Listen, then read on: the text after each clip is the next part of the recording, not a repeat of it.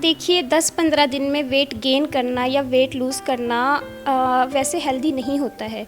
तो ऐसे बहुत से पेशेंट हैं जिनकी थायराइड की डोज़ ठीक हुई है और डायबिटीज़ के भी काफ़ी लोग हैं जिनको डायबिटीज़ उनकी नॉर्मल रहने लगी है। मतलब लोगों को ये लगता है कि दवाइयों से ही हम ठीक हो सकते हैं। नो डाउट दवाइयाँ ठीक है, लोगों को ठीक करती है, पर दवाइयों के साथ साथ अगर वो डाइट अपनी ठीक करें तो उनको और भी ज़्यादा फ़ायदा होगा और उनकी स्पीडी रिकवरी होती है। इन शॉर्ट क्या होता है, हमें पेशेंट की बॉडी को समझना होता है कि उनकी बॉडी में किस चीज़ की रिक्वायरमेंट है और अगर उनको थायराइड है या पीसीओएस है तो वो क्यों हुआ है, कैसे हुआ है और उनका डाइट से क्या वो है रिलेशन है।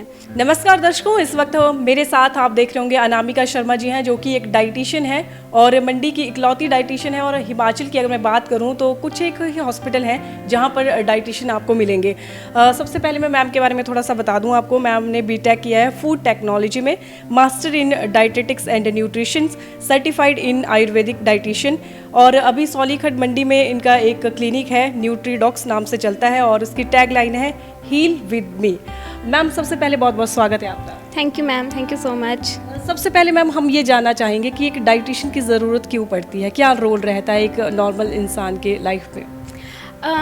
देखिए जैसे आजकल इंटरनेट बहुत ज़्यादा लोग यूज़ करते हैं और उनको बहुत सारी चीज़ों के बारे में ऐसे ही पता है कि हमें क्या खाना चाहिए और क्या नहीं खाना चाहिए। बट डाइटिशियन का जो रोल है वो तब आता है जब उन्हें ये नहीं समझ आता कि उनको कितना खाना है, कब खाना है और कैसे खाना है।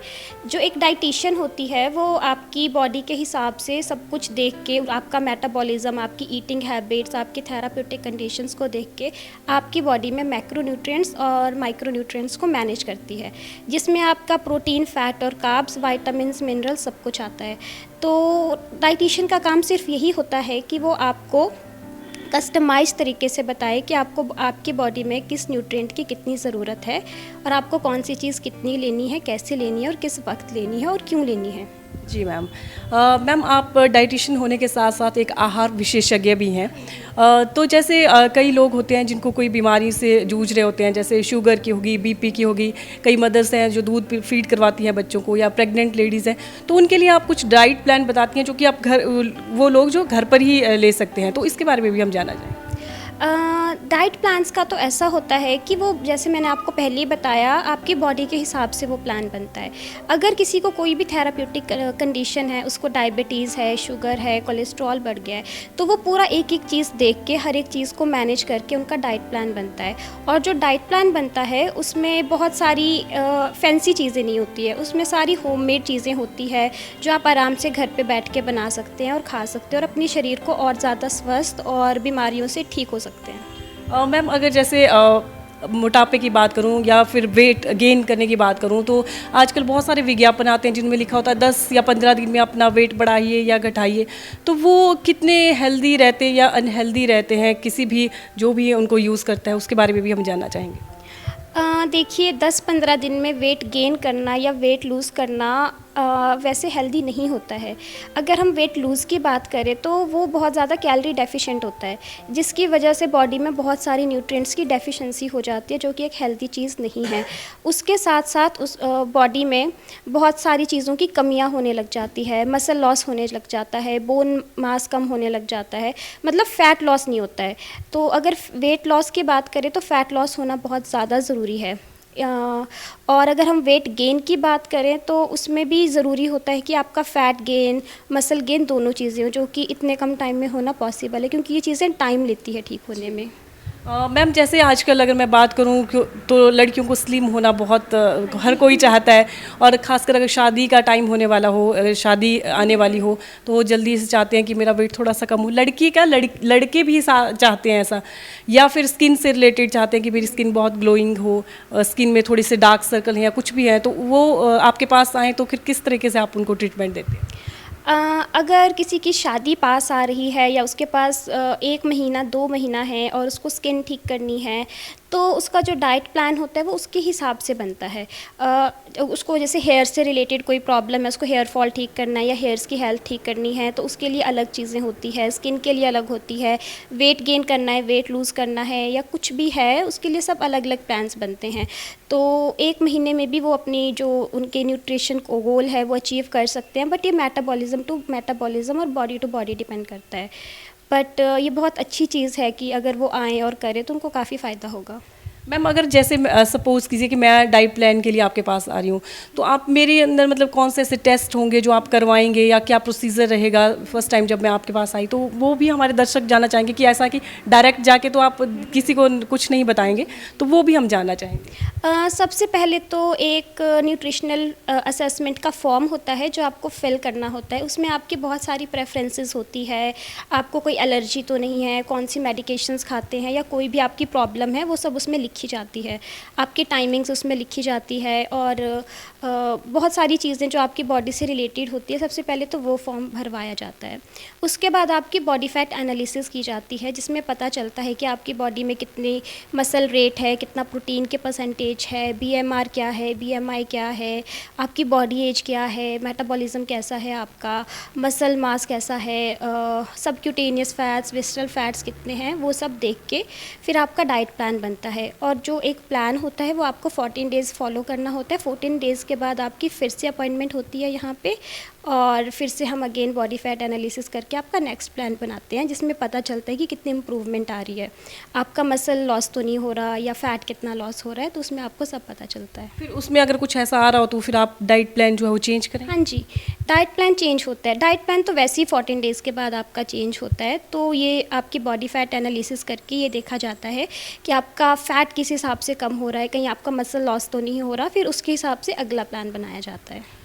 मैम जैसे कहते हैं कि हेल्दी रहने के लिए वर्कआउट बहुत ज़रूरी होता है, तो जब आप डाइट प्लान करते हैं तो उसके साथ भी वर्कआउट करना पड़ेगा। हाँ जी, वर्कआउट तो वैसे ही बहुत अच्छा होता है। अगर आप डाइट प्लान के साथ साथ योगा कर रहे हो, कोई वर्कआउट कर रहे हो, तो वो बहुत ज़्यादा फ़ायदेमंद होता है। तो वो डिपेंड करता है कि आपका न्यूट्रिशनल गोल क्या है और आपको क्या वर्कआउट करना है, और उसकी भी एक अलग से डाइट होती है। अगर आप जिम जाते हो तो उसमें प्री वर्कआउट और पोस्ट वर्कआउट चीज़ें इंक्लूड की जाती है, प्रोटीन्स इंक्लूड की जाती है, तो वो पूरा कस्टमाइज और कैलकुलेटेड आपका डाइट प्लान बनता है। प्रोटीन की आपने बात की तो एक क्वेश्चन मेरा उससे रिलेटेड है। जैसे प्रोटीन को कहा जाता है कि जैसे नॉन वेज हो गया, एग हो गए, चिकन्स हो गया, तो इसमें बहुत ज़्यादा प्रोटीन कंपोनेंट पाए जाते हैं, लेकिन जो लोग प्योर वेजिटेरियन होते हैं तो वो उसको कैसे पूरी करेंगे इस कमी को। देखिए, नॉन-वेज बहुत अच्छा सोर्स होता है प्रोटीन का, उसमें आपको बहुत सारी अच्छी प्रोटीन्स मिलती है और प्योर प्रोटीन्स मिलती है। बट अगर मैं वेजिटेरियन की बात करूँ तो वेजिटेरियन में भी बहुत सारे सोर्सेज़ हैं जिससे आपको प्रोटीन मिलती है, जिसमें से पनीर है, सोया के चंक्स है, स्प्राउट्स होते हैं, पल्सेस होती है, तो हम वो सब कैलकुलेट करके आपकी प्रोटीन को पूरा करते हैं। तो ऐसा कुछ नहीं, अगर आप वेजिटेरियन भी हो तो भी आप मसल बिल्डिंग कर सकते हो, और बहुत सारे ऑप्शंस हैं आपके पास भी प्रोटीन के लिए। एक और क्वेश्चन मैं लेना चाहूँगी मैम, जैसे लड़कियां आजकल जो है यंगस्टर ज़्यादातर दूध को लेके बहुत मिथ है, दूध हो गया या फिर घी हो गया कि बहुत ज़्यादा फैट है इनमें, ये नहीं लेंगे तो हम मोटे हो जाएंगे या मोटा हो जाऊँगा तो वो किस तरीके से क्या क्वांटिटी रहती है कि उनको लेना ज़रूरी है, वो हम ज़रूर जानना चाहेंगे। देखिए, अगर मैं दूध की बात करूं तो ओवरऑल आपकी ओवरऑल कैलोरीज देखी जाती है जब आप डाइट प्लान पे होते हो या वेट लॉस या वेट गेन पे होते हो। तो अगर आपको मिल्क लेना है तो मिल्क बहुत अच्छा होता है। आप ऐसा नहीं है कि अगर वेट लॉस करना है तो आप मिल्क नहीं ले सकते, आप ज़रूर मिल्क ले सकते हैं। तो अगर आपके प्लान में मिल्क इंक्लूड करना है, इनफैक्ट मैं बहुत लोगों के वेट लॉस के प्लान में मिल्क इंक्लूड करती हूँ और उनको बहुत फ़ायदा भी होता है उससे। बट वो होता है कि आपका ओवरऑल कैलोरी जो होती है उसको कम करके और उसके बाद मिल्क की कैलोरीज उसमें डाल के उस हिसाब से आप मिल्क ले सकते हैं, कोई प्रॉब्लम नहीं है। और घी मैम? और अगर मैं घी की बात करूं तो घी बहुत ज़्यादा हेल्दी होता है और घी के बहुत सारे हेल्थ बेनिफिट्स भी होते हैं। और ऐसा नहीं है कि किसी का ट्राइग्लिसराइड बड़े हैं तो वो घी नहीं ले सकते, वो भी घी ले सकते हैं, बट एक प्रॉपर क्वांटिटी में। अगर किसी को कॉन्स्टिपेशन की प्रॉब्लम है तो उसके लिए भी घी बहुत अच्छा होता है, जॉइंट्स के लिए बहुत अच्छा होता है घी। और इसके साथ साथ अगर किसी को वीकनेस रहती है या एनर्जी लो लगती है तो उसके लिए भी घी बहुत अच्छा होता है। बस बात है ओवरऑल कैलोरीज़ को मैनेज करने की। अगर आप कैलोरीज़ मैनेज करके खा रहे हैं तो आप घी दूध दोनों ले सकते हैं, कोई प्रॉब्लम नहीं है। मैम जैसे कोई पेशेंट आपके पास आता है, मान लीजिए कोई थायराइड का पेशेंट है या फिर पीसीओडी, आजकल बहुत ज़्यादा लेडीज़ में बहुत दिक्कत आ रही है, लड़कियों में आ रही है, तो वो आपके पास आते हैं। मैंने ऐसा सुना है कि बहुत से पेशेंट आपके जो है वो हील हुए हैं और क्या कहते हैं उनकी जो डोज थी वो भी कम हुई है काफ़ी। तो वो कैसे आप ट्रीटमेंट करते हैं, पहले क्या देखते हैं कि किस तरह के टेस्ट किए जाते हैं उनके और किस तरीके से उनका पूरा ट्रीटमेंट रहता है, वो जानना चाहेंगे। जैसा कि आपने पीसीओडी और थायराइड का एग्जांपल दिया, तो अगर कोई थायराइड या पीसीओडी का पेशेंट आता है, सबसे पहले तो उससे थोड़ी सी काउंसलिंग होती है। उसकी पहले डाइट काउंसलिंग की जाती है कि वो एक दिन में क्या खाते हैं, कैसे खाते हैं, उनकी डाइटरी हैबिट क्या है, उनका लाइफस्टाइल क्या है। फिर जैसा मैंने आपको पहले बताया था, एक न्यूट्रिशनल असेसमेंट का फॉर्म भरवाया जाता है जिसमें उनकी प्रेफरेंसेस वगैरह पूछी जाती है। इन शॉर्ट क्या होता है, हमें पेशेंट की बॉडी को समझना होता है कि उनकी बॉडी में किस चीज़ की रिक्वायरमेंट है, और अगर उनको थायराइड है या पीसीओएस है तो वो क्यों हुआ है, कैसे हुआ है, और उनका डाइट से क्या वो है, रिलेशन है। तो वो फॉर्म सब भरवाने के बाद मैं इनको प्रेफर करती हूँ कि आप टेस्ट करवाओ। अगर थायराइड का पेशेंट है तो उनको TFT, thyroid function test advice किया जाता है। तो वो टेस्ट करने के बाद रिपोर्ट देखती हूँ मैं, और उसके बाद थायराइड का डाइट प्लान बनता है। और उसके साथ साथ वो बॉडी फैट एनालिसिस की जाती है उनकी, कि कितनी फ़ैट है, कितनी विसरल फैट्स है, सबक्यूटेनियस फैट्स हैं, कितना मसल मास है। फिर वो सारी रिपोर्ट्स अपने पास रख के फिर उनका कस्टमाइज डाइट प्लान बना जाता है। अगर किसी को कोई चीज़ खाने में पसंद नहीं है तो मैं वो चीज़ इंक्लूड नहीं करती हूँ। और पहले पेशेंट से ये पूछा जाता है कि उनको किस तरह का प्लान चाहिए, उनकी प्रेफरेंसेस क्या रहती है डाइट में।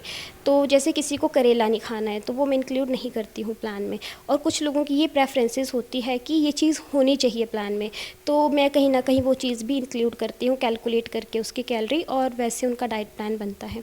और इसके साथ साथ अगर कोई थायराइड का पेशेंट है तो थायराइड में बहुत सारी ऐसी चीज़ें होती है जो हमें नहीं खानी होती, जिसमें से एक सोयाबीन है, क्रूसीफेरस वेजिटेबल्स होती है, या रॉ फॉर्म में कैबेज, ब्रोकली या कॉलीफ्लावर होती है। तो उनको वो सब भी समझाया जाता है कि आपने ये चीज़ अपनी डाइट में रिस्ट्रिक्ट करके रखनी है और ये चीज़ें आपने डाइट में इंक्लूड करनी है। उसके बाद उनकी ये सब एनालिसिस करने के बाद उनका एक कस्टमाइज और कैलकुलेटेड फॉर्म में डाइट प्लान बनता है। फिर वो उनको 14 डेज़ के लिए दिया जाता है। तो वो 14 डेज़ जब फॉलो करते हैं उसको, उसके साथ साथ उनके डाइट की मॉनिटरिंग भी होती है। वो रोज़ मुझे पिक्चर सेंड करते हैं कि उन्होंने क्या खाया। और डाइट की मॉनिटरिंग का कॉन्सेप्ट ये रहता है कि इससे मुझे ये पता चलता है कि ये पेशेंट इतनी कैलोरीज ले रहा है या नहीं ले रहा है, कोई चीज़ गलत कॉम्बिनेशन में तो नहीं खा रहा, कोई चीज़ ज़्यादा या कम तो नहीं खा रहा है। तो ये बहुत अच्छा कॉन्सेप्ट लगता है मुझे कि मैं टच में रहती हूँ और मुझे पता चलता रहता है कि कोई चीट तो नहीं कर रहा अपने मील पे। ऐसा तो नहीं पिक्चर भेज दी और खाया है नहीं? नहीं, अगर प्लेट में है तो खाते हैं। तो वो करते हैं, तो ये कॉन्सेप्ट रहता है इसका। और उसके बाद वो 14 डेज़ प्रॉपर उसको फॉलो करते हैं, एंड 14 डेज़ के बाद वो फिर से मेरे पास आते हैं। 14 डेज़ के बाद फिर से उनकी बॉडी फैट एनालिसिस की जाती है और उनका एक TSH का फिर से सैंपल लिया जाता है। तो फिर उससे ये पता लगता है कि पहले इतना थायराइड था, उसके बाद कम हुआ है, और ऐसे ही उनके अगले प्लान्स चलते हैं। और जब उनका थायराइड नॉर्मल रहने लगता है डाइट से, तो उनकी थायराइड की डोज भी कम होती है। वो मैं उनको बोलती हूँ कि आप अपने डॉक्टर को रिपोर्ट दिखाइए, उनको बताइए, और डॉक्टर फिर उनकी डोज़ खुद कम करते हैं। तो ऐसे बहुत से पेशेंट हैं जिनकी थायराइड की डोज़ ठीक हुई है। और डायबिटीज़ के भी काफ़ी लोग हैं जिनको डायबिटीज़ उनकी नॉर्मल रहने लगी है। बीपी के बहुत सारे लोग हैं, इनफैक्ट ट्राइग्लिसराइड्स जिनके बढ़ जाते हैं उनकी भी सिर्फ डाइट से ठीक होते हैं। और फैटी लीवर भी बहुत लोगों का ठीक हुआ है, और भी बहुत सारी चीज़ें हैं जो सिर्फ डाइट से ही लोगों ने उस चीज़ को अपने ठीक किया है। वैसे भी कहते हैं मैम कि एक स्वस्थ तन और स्वस्थ मन के लिए एक संतुलित आहार होना बहुत ज़रूरी है, और उससे सब कुछ ठीक हो जाता है। हाँ जी, बहुत ज़्यादा ज़रूरी है। मतलब लोगों को ये लगता है कि दवाइयों से ही हम ठीक हो सकते हैं। नो डाउट दवाइयाँ ठीक है, लोगों को ठीक करती है, पर दवाइयों के साथ साथ अगर वो डाइट अपनी ठीक करें तो उनको और भी ज़्यादा फ़ायदा होगा और उनकी स्पीडी रिकवरी होती है। जी, दर्शकों, बॉडी को आप जो है ज़्यादा पनिश ना करें दवाइयों के साथ, बॉडी को जो है नरिश करें आप। क्यों मैम? जी, बिल्कुल सही बोला आपने, डाइट के साथ। मैम बहुत बहुत शुक्रिया इतनी सारी जानकारी देने के लिए हमें और हमारे दर्शकों को। आपका भी बहुत बहुत शुक्रिया। तो ये थे अनामिका मैम, जो कि डाइटिशियन है सौलीखड्ड में। अगर आपको भी कोई समस्या है, आप मोटे होना चाहते हैं, पतले होना चाहते हैं, कोई बीमारियों को दूर करना चाहते हैं, तो आप मैम से मिल सकते हैं। सौलीखड्ड में इनका क्लिनिक है न्यूट्रीडॉक्स नाम से, और आर्च डेंटल आर्च के बिल्डिंग में ही है, ग्राउंड फ्लोर में। और मैम यहाँ पर आपको मिल जाएंगे सुबह 10 बजे से लेकर शाम को 6 बजे तक। और साथ ही अगर आप फ़ोन पर भी मैम से कोई भी जानकारी लेना चाहते हैं या कंसल्ट करना चाहते हैं, वो भी आप कर सकते हैं। मैम को कॉल कीजिए, और मैम जो भी कहेंगे आपको कोई टेस्ट करवाने के लिए या रिपोर्ट भेजने के लिए, वो भेजना पड़ेगा आपको, और मैम से कंसल्ट कर सकते हैं। साथ ही मैम के नंबर भी हम आपको दे रहे हैं, उस पर भी आप कॉल कर सकते हैं कभी भी। और 10 से 6 तो वैसे भी मिलेंगे मैम आपको क्लिनिक में। बहुत बहुत शुक्रिया इस रिपोर्ट को देखने के लिए। मोनिका ठाकुर को दीजिए इजाज़त। नमस्कार। फेसबुक पर पोल स्टार हिमाचल का पेज लाइक करें और यूट्यूब पर हमारा चैनल सब्सक्राइब करना ना भूलें।